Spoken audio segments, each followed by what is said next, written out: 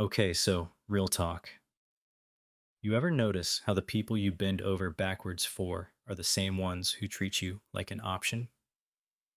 Meanwhile, there's that one person who's always kind of busy, and somehow everyone respects them and wants their attention. What's that about? I spent like 2 years being the friend who always said yes, always available, always ready to help, always responding to texts within 30 seconds, like my phone was surgically attached to my hand. And you know what I got for all that effort? Absolutely nothing. People took me for granted. They'd cancel plans last minute. They'd ask for favors, but never return them. They'd treat me like I was just there in the background, waiting for them to need something. And the worst part? I thought being more available would make them respect me more. Spoiler alert, it did the exact opposite. But here's what nobody tells you about respect, and this is going to sound backwards at first. The less available you are, the more people respect you. I know that sounds wrong. I know it feels like you should be helpful and present and always there. But that's exactly why people don't respect you. Because you're too easy to access. And things that are easy to access, it don't feel valuable. So let me show you the one thing you need to do just once to flip this completely. Here's what's actually happening. And this is going to sting a little, but you need to hear it. When you're always available, when you always say yes, when you drop everything to help people, when you respond immediately to every text, your brain thinks you're being a good person. But their brain reads it completely different. Their brain goes, oh, this person has nothing better to do than wait around for me. This person doesn't value their own time. So why should I value it? It's not conscious. They're not sitting there thinking, let me disrespect this nice person. It's automatic. Your availability is literally teaching them that your time isn't valuable. And here's the psychology behind it.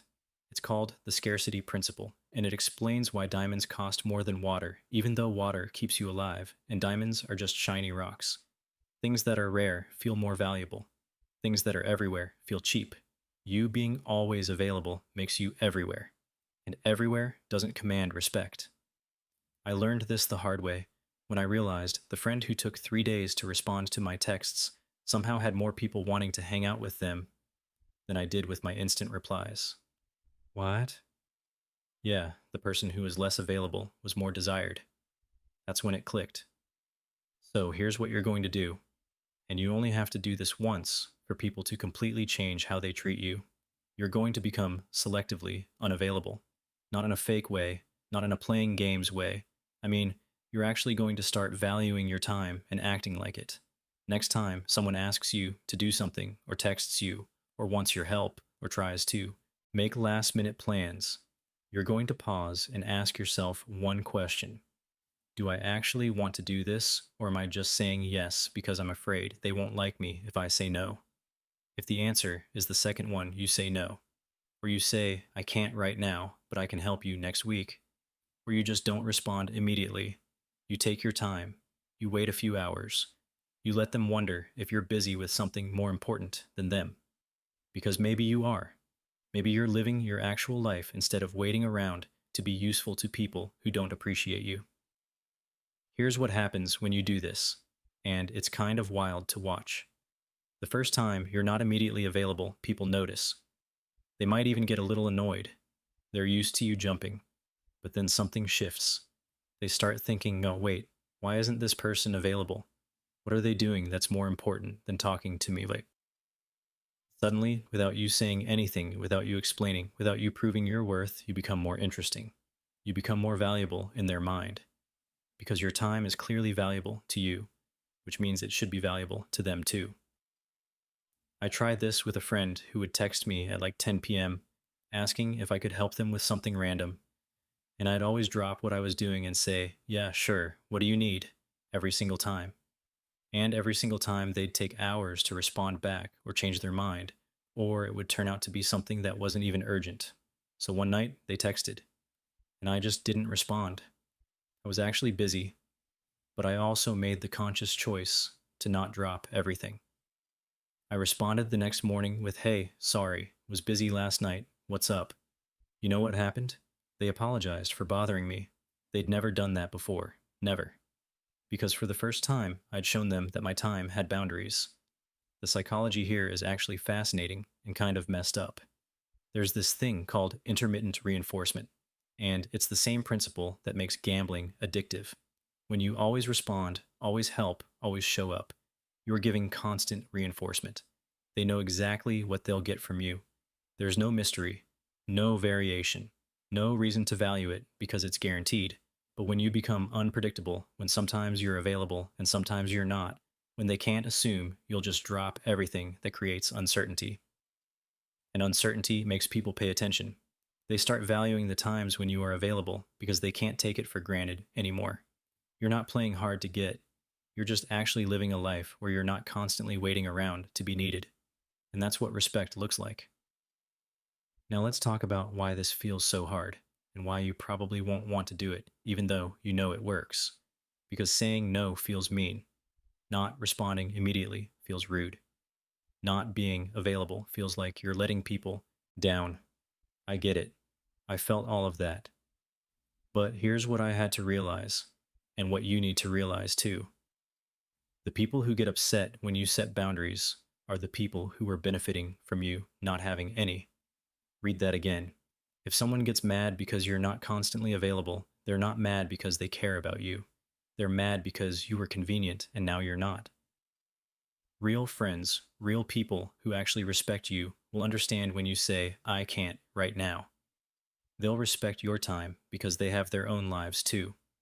The people who don't, those are the ones who only wanted you around when it was easy for them. Here's the exact formula, because I know you're going to need specifics. Someone texts you asking for something. Don't respond immediately. Wait at least 2 hours.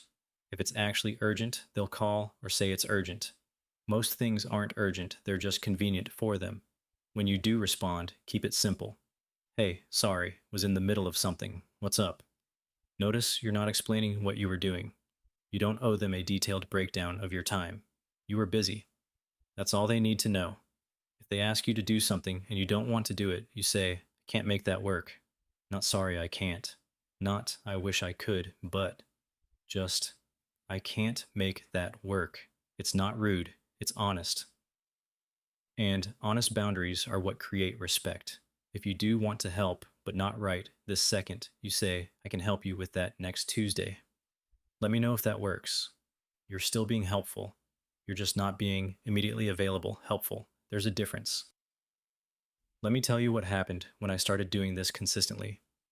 I had this person in my life who would constantly ask me to do stuff, small things. Can you grab this for me? Can you check this? Can you look at this thing I'm working on?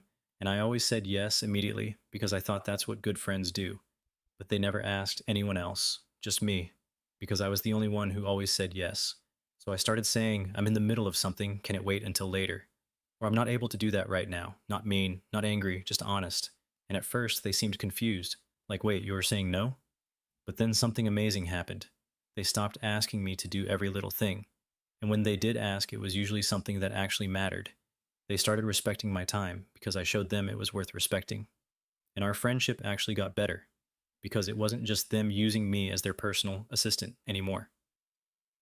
Here's what people don't understand about respect. Respect isn't something you earn by being useful. It's something you command by being valuable. And valuable means scarce. Valuable means your time costs something, not money, but attention, effort, intention. When you give your time to everyone for everything all the time, it stops meaning anything. When you're selective, when you only give your time to things and people that actually matter, suddenly that time means something. People notice, they adjust, they treat you different. Not because you changed who you are, because you changed how you value yourself. And people will never value you more than you value yourself. That's the secret. That's the whole thing. Now I know what some of you are thinking. But what if people think I'm being selfish or rude or distant? What if they stop asking me for help completely? What if they decide I'm not worth the effort? Good questions. Here's the answer. The people who think you're selfish for having boundaries were never respecting you in the first place. They were using you. And yeah, maybe they will stop asking you for help, which means you just filtered out people who only wanted you when you were convenient. That's not a loss. That's a win. The people who are actually worth your time will respect that you have boundaries. They'll appreciate when you do show up because they know you chose to be there. And those are the people you want in your life anyway.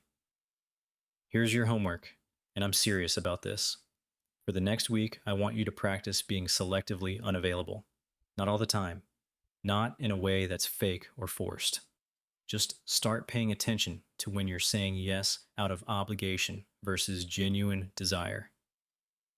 When someone asks for your time or attention, pause for 5 seconds. Ask yourself, do I actually want to do this?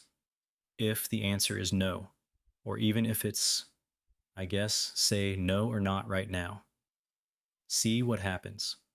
Watch how people start treating you different. Watch how the people who respected you all along don't change at all.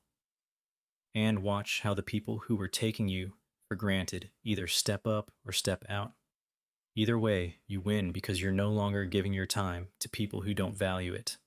The truth is, nobody is going to respect you just because you're nice.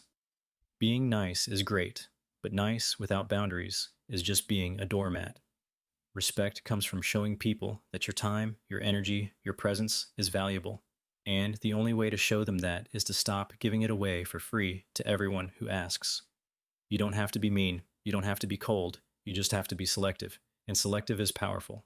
Selective says, I have a life. I have priorities. I have things that matter to me, and you're not automatically at the top of that list unless you've earned it. That's not rude. That's self-respect. And self-respect is what creates respect from others. Once you get that, once you really internalize that everything changes, people stop taking you for granted. They start appreciating when you do show up. They start treating your time like it matters, because it does. It always did. You just had to start acting like it. Here at Psyclipsis, we don't just talk about psychology. We make it make sense. If this hit different for you, smash that subscribe button, because next week I'm breaking down why people pleasing is actually destroying your mental health and what to do about it. You're not going to want to miss that one. Your future self, the one who's respected and valued and not constantly exhausted from being everyone's backup plan, is already thanking you for watching this. Now go practice saying no to something this week. Start small. Build up. Watch what happens. You've got this.